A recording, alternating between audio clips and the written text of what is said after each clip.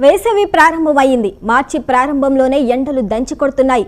మొదటి వారంలోనే వేడి విపరీతంగా పెరిగింది. తెలుగు రాష్ట్రాల్లో రోజువారీ ఉష్ణోగ్రతలు దాదాపు 4 డిగ్రీల వరకు పెరిగాయి. తెలంగాణలోని పలు జిల్లాల్లో శుక్రవారం మార్చి 8న పగటి ఉష్ణోగ్రతలు దాదాపుగా 40 డిగ్రీల వరకు నమోదయ్యాయి.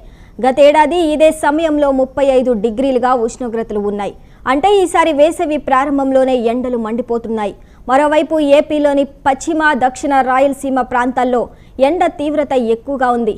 మార్చి నుంచే మే వరకు దేశంలోని చాలా ప్రాంతాల్లో కనిష్ట, గరిష్ట ఉష్ణోగ్రతలు సాధారణం కంటే ఎక్కువగా నమోదవుతాయని వాతావరణ శాఖ హెచ్చరిస్తుంది.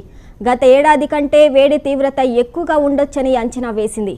మార్చి నుంచి మే వరకు జమ్మూ కాశ్మీర్, తమిళనాడు మినహా అన్ని రాష్ట్రాల్లో హీట్ వేవ్ ప్రభావం ఎక్కువగా ఉందని వాతావరణ శాఖ పేర్కొంది. ఎల్నీవో ప్రభావంతో ఈ ఏడాది ఎండలు ఎక్కువగా ఉంటాయని వాతావరణ శాఖ తెలిపింది. ఎల్నీవో ప్రభావం 2024 జూలై నుంచి కొనసాగుతుంది. దీని ప్రభావంతో గత వర్షాకాలంలో ఎక్కువగా వానలు కురవలేదు. 2023 ఆగస్టులో ఎప్పుడూ చూడని పరిస్థితి నెలకొంది.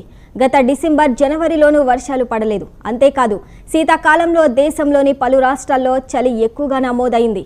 అయితే ఏప్రిల్ నాటికి ఎల్నీవో ప్రభావం తగ్గనుందని ఎన్ఓఏఏ